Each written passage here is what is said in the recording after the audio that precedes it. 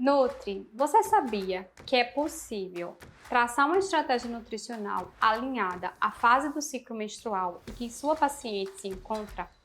E que, em muitos casos, isso vai ser super importante para você conseguir trazer mais resultados para sua paciente?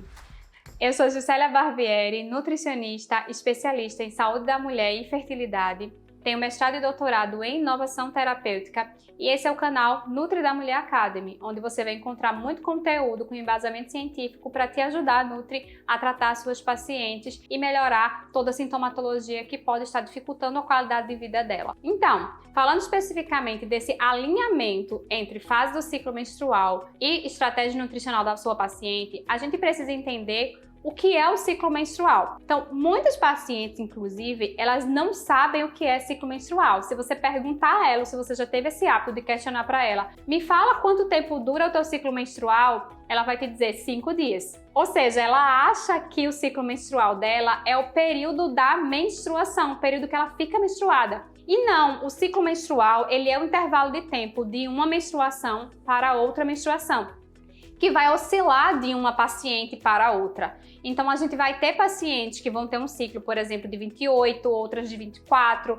outras de 30 dias. De uma forma geral, esse ciclo menstrual que a gente caracteriza por intervalo de tempo adequado, normal, dependendo da referência que você utilizar, mas de uma forma geral ele vai variar de 22 até 35 dias. Então, sendo superior a 35 dias, inclusive, a gente já pode imaginar que existe alguma patologia que essa paciente não está ovulando. Isso pode ser, inclusive, muito característico que essa paciente apresenta síndrome dos ovários policísticos, ok? Então, entender esse fluxo também consiste em entender que ele é dividido em fases e que cada fase a gente vai ter alterações hormonais acontecendo e que essas alterações hormonais vão ditar, consequentemente, o modo de vida, inclusive, da sua paciente. Então, nós temos duas fases, grandes fases, a gente poderia falar, que é a fase folicular e a gente tem a fase lútea. Essa fase folicular, ela pode ser dividida em fase folicular inicial e fase folicular tardia. A fase folicular inicial é geralmente onde vai estar acontecendo aí o período de menstruação da sua paciente, que pode variar também intervalo de tempo, durando até no máximo 8 dias, que é o que a gente caracteriza como ciclo menstrual normal para essa paciente. A fase tardia é aquela fase em que acabou a menstruação, essa paciente ela está caminhando para o processo ovulatório. E a ovulação, né, às vezes a gente tende a dividir em fase ovulatória também, mas a fase ovulatória, ela acontece parte dela dentro da fase folicular e parte dela dentro da fase lútea. Então é por isso que a gente tende a classificar em duas grandes fases, fase folicular e fase lútea. Essa fase folicular é uma fase onde a gente está tendo aumento dos hormônios FSH, LH e estradiol. Então é uma fase que a gente caracteriza que ela tem predominância do hormônio estrogênio. E o estrogênio para a mulher, ele está ligado à vitalidade, ele está ligado à força, ele está ligado à maior capacidade de concentração, de ação, a vigor, a mais energia, tá? O estrogênio na mulher, ele também está ligado à questão da libido, por exemplo, e ele tende a aumentar em qual fase, de forma mais específica? Já na fase folicular tardia, mais para o finalzinho, próximo da ovulação, porque é ele que vai auxiliar também nesse processo ovulatório. Então, o pico de estradiol faz com que a mulher tenha um pico de um segundo hormônio, que é o LH. E o LH induz o rompimento do folículo para que a gente tenha o processo de ovulação acontecendo.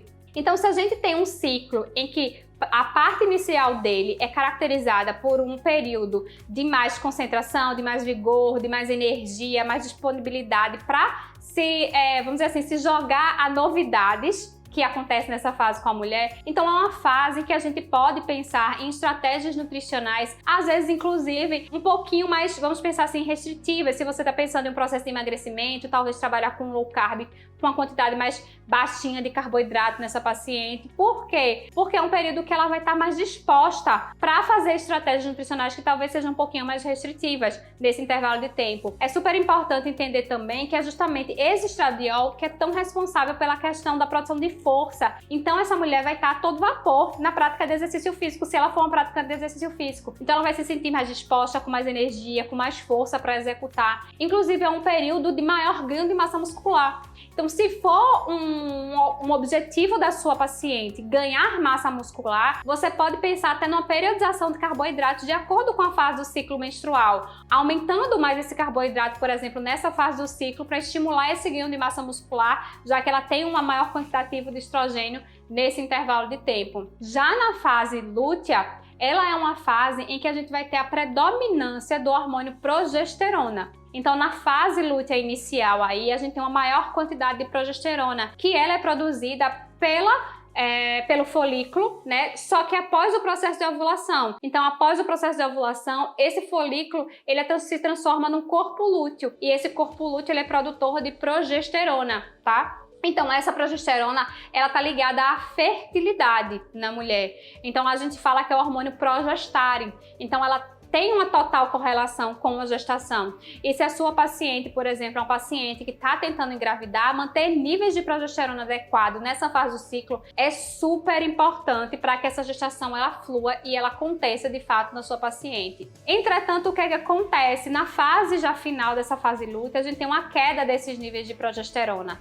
Em contrapartida, a gente tem aumento da quantidade de prolactina, a gente tem aumento da quantidade de aldosterona nessa paciente, de noradrenalina, a gente tem queda nos níveis de serotonina nessa paciente também. E isso vai gerar aqueles sintomas pré-menstruais na sua paciente, ou seja, aquela fome mais aguçada na paciente, vai gerar aquela retenção de líquido na sua paciente, aquele inchaço nos seios, nas mamas, desconforto, gera mais compulsão alimentar e é um período de maior inflamação. Então faz muitas vezes com que sua paciente ela tenha mais dor, mais desconforto nessa fase do ciclo. Então se a gente já sabe que nesse período a paciente, inclusive, ela está mais inflamada, então é um período que a gente deve pensar em estratégias nutricionais que minimizem esse processo inflamatório, que minimizem essa compulsão alimentar, essa retenção de líquido dessa paciente, para ela poder passar por essa fase de forma mais tranquila também, tá? É uma fase que muitas vezes a paciente ela tá mais indisposta para executar exercício físico, por ela estar cansada, mais inchada, mais retida, né? Então, ela às vezes tende a fugir mais de academia ou tende a buscar exercícios que são de mais baixa intensidade durante esse intervalo de tempo. Então, às vezes ela vai fazer muito com cardio de baixa intensidade. Se ela faz musculação, muitas vezes ela tende a reduzir a carga e a intensidade dessa musculação, porque o organismo dela não está condicionado para a melhor performance dela. Então, dentro desse contexto, você já também pode pensar numa periodização nutricional em termos de distribuição de macronutrientes para que ela não tenha ganho de peso durante esse intervalo de tempo. Então, com base nas fases do ciclo menstrual, a gente consegue traçar estratégias que sejam mais assertivas, seja para a fase folicular, seja para a fase lútea dessa paciente. Mas o objetivo, de uma forma geral, é que a gente tenda a otimizar esse estado nutricional dessa paciente para trazer mais qualidade de vida para ela e, consequentemente, mais adesão ao planejamento alimentar. Não adianta você querer cobrar de uma paciente que sofre com TPM, que está cansada, com dor, com cólica, inchada, uma alta adesão ao planejamento alimentar se você não der estratégias para essa adesão mais elevada. E aí muitas vezes que vem a questão do suporte nutricional com alguns fitoterápicos, alguns nutrientes que podem fazer essa modulação desse humor durante esse intervalo de tempo para minimizar essa compulsão alimentar. Então a gente pode pensar, por exemplo, na utilização de um croxativos nesse intervalo de tempo, no triptofano, na vitamina B6, por exemplo, no magnésio, no zinco, na L-teanina, que são alguns suportes nutricionais muito interessantes para essa fase do ciclo, para deixar essa paciente muito mais focada, para ela sair menos do planejamento alimentar e ela ter uma maior adesão e, consequentemente, minimizar esse processo inflamatório e sofrer menos durante o período menstrual, porque se essa paciente, nessa fase do ciclo, chutar o pau da barraca e for se entupir de carboidrato, de açúcar refinado, de corantes, de aditivos, de alimentos que são inflamatórios, ela vai ter uma menstruação muito ruim. Então ela vai ser aquela paciente que vai sofrer com dor, com desconforto, que vai dizer pra você que a menstruação é a pior coisa que aconteceu na vida dela e que por ela nunca teria menstruado na vida dela, mas é por causa de um processo inflamatório que o organismo dela tá passando. E aí alinhar essas estratégias são super importantes para fazer com que essa menstruação ela se torne leve para essa paciente também. Então percebem que para muitos pacientes de vocês, fazer esse alinhamento da fase do ciclo com a nutrição vai ser muito importante para você ter uma adesão do tratamento dessa paciente. E já digo mais, se for uma paciente que sofre muito com compulsão alimentar no período pré-menstrual, nunca deixe de traçar estratégias nutricionais para fazer essa modulação de humor, porque senão ela vai ganhar peso nesse intervalo de tempo e ela vai voltar para a consulta com peso acima do que foi esperado e o que foi traçado como meta para perda de peso dessa paciente nesse intervalo de tempo, ok? Então, espero que vocês tenham gostado do nosso vídeo de hoje, trazendo um pouquinho mais sobre saúde feminina, trazendo um pouquinho mais sobre fases do ciclo menstrual e como você pode alinhar as estratégias nutricionais a esse ciclo. Então, se você gostou desse vídeo, compartilha com outros amigos de vocês. Não deixa de seguir o nosso canal Nutri da Mulher Academy, porque ele sempre vai estar trazendo conteúdo relevante para você toda semana para auxiliar você na sua prática clínica. E se você quer aprofundar ainda mais o teu conhecimento sobre saúde da mulher, eu queria te convidar para conhecer a formação ISIS, que é uma formação em saúde feminina e fertilidade. Eu vou deixar aqui na descrição o link para a nossa página, onde você pode conhecer um pouquinho mais sobre a nossa formação e tenho certeza que você vai se encantar com ela. Até o nosso próximo vídeo.